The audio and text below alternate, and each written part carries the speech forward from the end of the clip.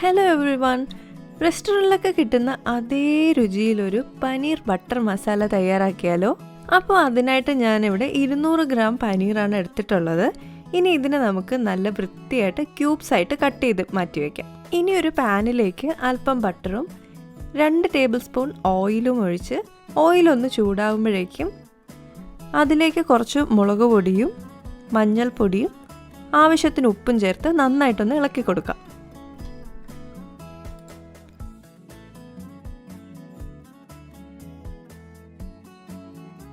എല്ലാം ഒന്ന് മിക്സായി വരുമ്പോഴേക്കും നമ്മൾ നേരത്തെ കട്ട് ചെയ്ത് മാറ്റി വെച്ചിരുന്ന പനീർ ആഡ് ചെയ്ത് ആ ഒരു ഓയിലെല്ലാം ഈ പനീറിൽ നന്നായിട്ട് കോട്ടാവുന്ന രീതിയിൽ മിക്സ് ചെയ്ത് കൊടുക്കാം.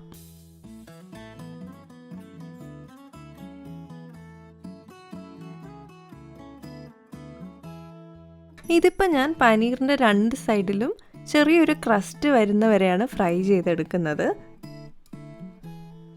അപ്പോൾ നമ്മുടെ പനീറെല്ലാം നല്ല രീതിയിലൊന്ന് ഫ്രൈ ആയി വന്നിട്ടുണ്ട്. ഇനി നമുക്കതിനെ ഒരു പാത്രത്തിലേക്ക് മാറ്റി വയ്ക്കാം.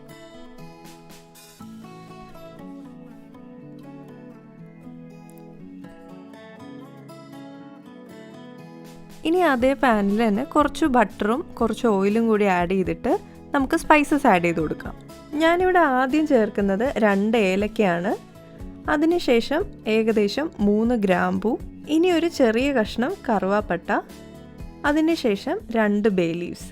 ഇത്രയും ചേർത്ത് ഏകദേശം ഒരു 10 സെക്കൻഡ് ഇളക്കി കൊടുത്തതിന് ശേഷം 2 സവാള ചെറുതായിട്ട് സ്ലൈസ് ചെയ്തതാണ് ഞാൻ ആഡ് ചെയ്ത് കൊടുക്കുന്നത്.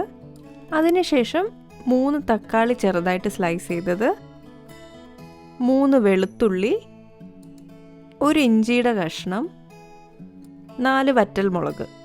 ഇത്രയും ചേർത്ത് നന്നായിട്ടൊന്ന് ഇളക്കി യോജിപ്പിച്ചിട്ട് ഏകദേശം 15ഓളം കാഷ്യൂനട്ടാണ് ഞാനിവിടെ ആഡ് ചെയ്ത് കൊടുക്കുന്നത്. കാഷ്യൂനട്ടും ചേർത്തിട്ട് സവാളയൊക്കെ ഒന്ന് നല്ല സോഫ്റ്റായി വരുന്നവരെ നന്നായിട്ടൊന്ന് ഇളക്കി കൊടുക്കാം. ഇനി ഇതിലേക്ക് ഏകദേശം 1 കപ്പ് വെള്ളം ആഡ് ചെയ്തിട്ട് ലോ ടു മീഡിയം ഫ്ലെയിമിൽ വെച്ചിട്ട് അടച്ചു വെച്ച് നന്നായിട്ട് ഈ സവാളയൊന്ന് വേവിച്ചെടുക്കാം.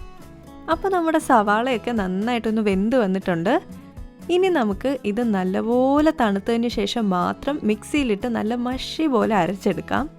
അരച്ചെടുത്തതിന് ശേഷം അത് അരിക്കണോ വേണ്ടതെന്ന് ഓരോരുത്തരുടെ ഒരു ഇഷ്ടം പോലെ അരിച്ചെടുക്കുകയാണെങ്കിൽ കുറച്ച് കൂടി ഒരു ബട്ടറി സ്മൂത്തായിട്ട് നമുക്ക് ആ ഒരു ഗ്രേവിയുടെ കൺസിസ്റ്റൻസി കിട്ടും. ഇനി ഒരു പാനിലേക്ക് നമുക്ക് ഏകദേശം 2 ടേബിൾ സ്പൂൺ ഓയിലും 1 ബ്ലോക്ക് ബട്ടറും ആഡ് ചെയ്ത് നന്നായിട്ടൊന്ന് മെൽറ്റായി വരുമ്പോഴേക്കും അതിലേക്ക് നല്ല ഫൈനായിട്ട് ചോപ്പ് ചെയ്ത് അരമുറി സവാളയാണ് ഞാൻ ആഡ് ചെയ്ത് കൊടുക്കുന്നത്. എന്നിട്ട് സവാളയൊക്കെ നല്ലൊരു ഗോൾഡൻ കളർ ആവുന്നവരെ നന്നായിട്ട് ഇളക്കി കൊടുക്കുന്നുണ്ട്.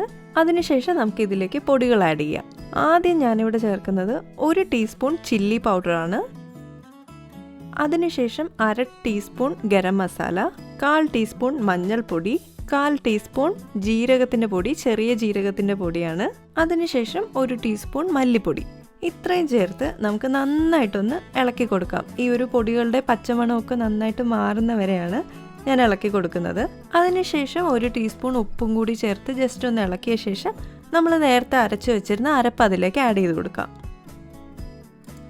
അതിനുശേഷം ഈ നമ്മുടെ അരച്ച മിക്സിയുടെ ജാറ് കഴുകിയ വെള്ളവും കൂടി ഞാൻ ഒഴിച്ചു കൊടുക്കുന്നുണ്ട്. ഇനിയെല്ലാം ഒന്നുകൂടി നന്നായിട്ടൊന്ന് മിക്സ് ചെയ്തിട്ട് അടച്ചു വെച്ച് നമുക്കൊരു 3 മിനിറ്റ് ഇതൊന്ന് തിളപ്പിച്ചെടുക്കാം. അപ്പോൾ 3 മിനിറ്റിന് ശേഷം നമ്മുടെ ഗ്രേവിയൊക്കെ നന്നായിട്ടൊന്ന് തിളയ്ക്കാൻ തുടങ്ങിയിട്ടുണ്ട്. ഈ ഒരു സമയത്ത് നിങ്ങൾക്ക് കൂടുതൽ ഗ്രേവി വേണമെന്നാണെങ്കിൽ ഏകദേശം 1/2 കപ്പ് വെള്ളവും കൂടി ഇതിൽ ആഡ് ചെയ്യാവുന്നതാണ്. ഞാനിവിടെ കുറച്ച് വെള്ളവും കൂടി ആഡ് ചെയ്യുന്നുണ്ട്. അല്ലെങ്കിൽ ഈ ഒരു ഗ്രേവിയുടെ കൺസിസ്റ്റൻസി മതിയെങ്കിൽ ഇതുപോലെ തന്നെ കണ്ടിന്യൂ ചെയ്തോളൂ. അപ്പോൾ ഇനി നമുക്കിത് ഒന്നുകൂടി നന്നായിട്ടൊന്ന് മിക്സ് ചെയ്തിട്ട് ലോ ഫ്ലെയിമിൽ വെച്ച് കൊടുക്കാം. അതിനുശേഷം ഞാനിവിടെ 2 ടേബിൾ സ്പൂൺ ഫ്രഷ് ക്രീമാണ് ആഡ് ചെയ്യുന്നത്. അപ്പോൾ ഫ്രഷ് ക്രീം ആഡ് ചെയ്ത് ഒരു 10 സെക്കൻഡ്സ് ഒന്നുകൂടി ഇളക്കിയതിന് ശേഷം നമ്മൾ നേരത്തെ ഫ്രൈ ചെയ്ത് മാറ്റി വെച്ചിരുന്ന പനീർ നമുക്ക് ഇതിലോട്ട് ആഡ് ചെയ്യാം. ഇനി എല്ലാം ഒന്ന് മിക്സ് ചെയ്തിട്ട് ഫ്ലെയിം ഒന്ന് സിമ്മറിൽ വെച്ച് 5 മിനിറ്റ് ഞാൻ അടച്ച് വെച്ച് വേവിക്കുന്നുണ്ട്. നമ്മുടെ പനീറിൽ ആ ഒരു കറിയുടെ ഫ്ലേവർ എല്ലാം ഒന്ന് അബ്സോർബ് ആവാനാണ് ഇങ്ങനെ ചെയ്യുന്നത്. അപ്പോൾ 5 മിനിറ്റിന് ശേഷം തുറന്നു നോക്കിയപ്പോൾ നല്ല അടിപൊളി മണമൊക്കെ ആയിട്ട് നമ്മുടെ പനീർ ബട്ടർ മസാല ഇവിടെ റെഡി ആയിട്ടുണ്ട്. ഇനി അവസാനമായിട്ട് ഞാൻ കുറച്ച് ഫെനുഗ്രീക്ക് ലീവ്സും, അതായത് നമ്മുടെ കസൂരി മെത്തിയും, കുറച്ച് മല്ലിയില ചെറുതായിട്ട് ചോപ്പ് ചെയ്തതും കൂടി ആഡ് ചെയ്യുന്നുണ്ട്. ഇത് നമ്മുടെ കറിക്ക് നല്ലൊരു ഫ്ലേവറും അരോമയൊക്കെ കൊടുക്കും. അപ്പോൾ ഇതും കൂടെ കഴിഞ്ഞാൽ അത്രേ ഉള്ളൂ, നമ്മുടെ ബട്ടർ മസാല റെഡി ആയിട്ടുണ്ട്. ഇത് നമുക്ക് പൊറോട്ടയുടെ കൂടെയോ ചപ്പാത്തിയുടെ കൂടെയോ നാനിൻ്റെ കൂടെയോ എങ്ങനെ വേണമെങ്കിലും കഴിക്കാവുന്നൊരു അടിപൊളി റെസിപ്പിയാണ്. അപ്പോൾ എല്ലാവരും ട്രൈ ചെയ്ത് നോക്കിയിട്ട് ഇതിൻ്റെ ഫീഡ്ബാക്ക് ഒന്ന് കമൻറ്റ് സെക്ഷനിൽ കൂടെ എന്നെ അറിയിക്കണേ.